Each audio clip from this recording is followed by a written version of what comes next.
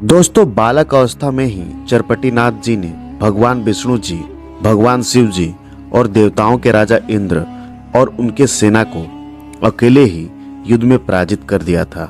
दोस्तों, यह कहानी है विष्णु जी के अवतार ऋषि पिपलायन और उनके ही कलयुग अवतार चरपटीनाथ जी की।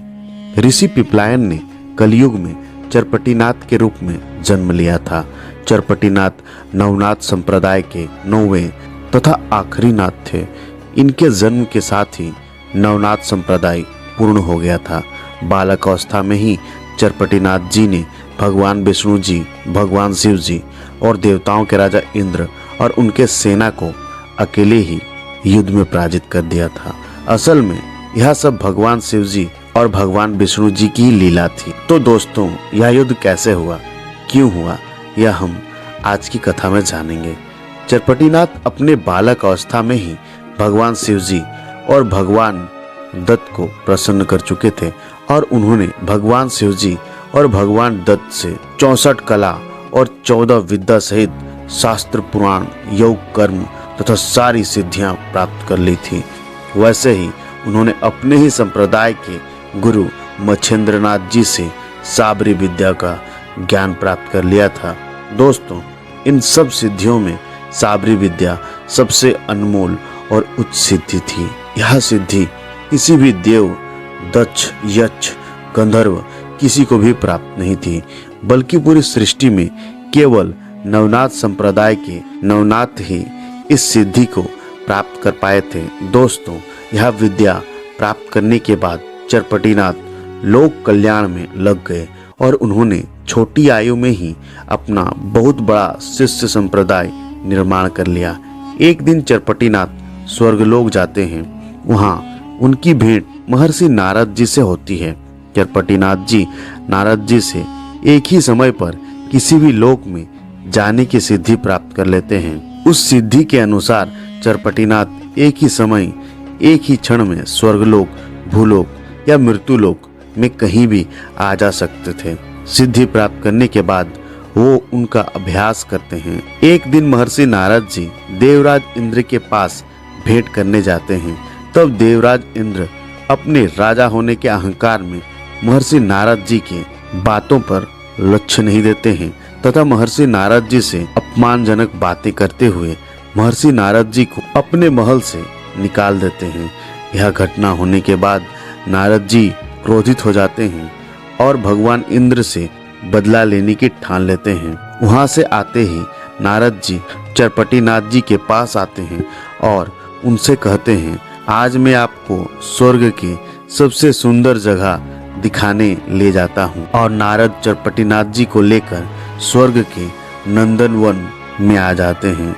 नंदनवन भगवान इंद्र का विशेष स्थान है। वहाँ आने जाने का या फिर प्रवेश करने का किसी को भी आज्ञा नहीं होती। इसीलिए नारद और चरपटीनाथ जी को नंदनवन में प्रवेश करते देख वन रक्षक उन पर हमला कर देते हैं। वन रक्षकों को आते देखकर महर्षि नारद वहां से लुप्त हो जाते हैं, लेकिन चरपटीनाथ पर रक्षक हमला कर देते हैं और चरपटीनाथ उन वन रक्षकों से युद्ध करने लगते हैं।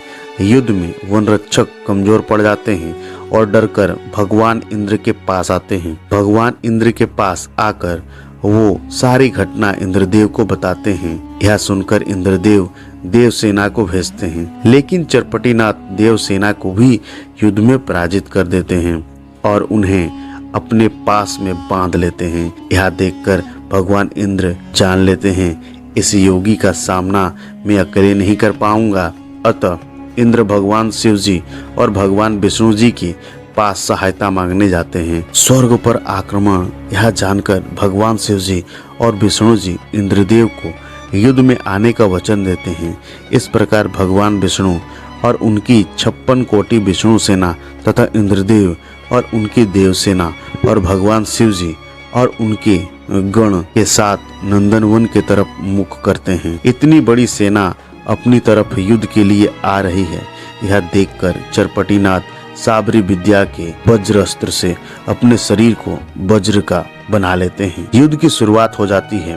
विष्णु सेना और देव सेना अलग अलग शस्त्रों से प्रहार करते हैं, लेकिन वज्र का शरीर होने के कारण सारे शस्त्र विफल हो जाते हैं। यह देखकर भगवान विष्णु जी सुदर्शन चक्र का संधान करते हैं और उसे चरपटीनाथ जी के तरफ फेंक देते हैं। सुदर्शन चक्र को अपनी तरफ आते देख चरपटीनाथ साबरी विद्या की सिद्धि से मोहिनी अस्त्र को प्रयोग करते हैं और सुदर्शन चक्र को ऊपर आसमान में ही स्थिर कर देते हैं। लेकिन इस अस्त्र शस्त्र के उपयोग से तीनों लोकों में हाहाकार मच जाती है।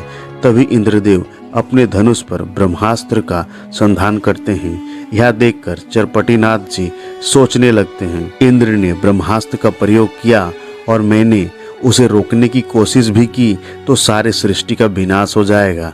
यह सोचकर चरपटीनाथ अपनी झोली से भस्म निकालते हैं और उसे साबरी विद्या के बाद वाताकर्षण मंत्र से सिद्ध करते हैं और उस भस्म को भगवान शिव जी, विष्णु जी और इंद्र सहित उनकी सेना पर फेंक देते हैं।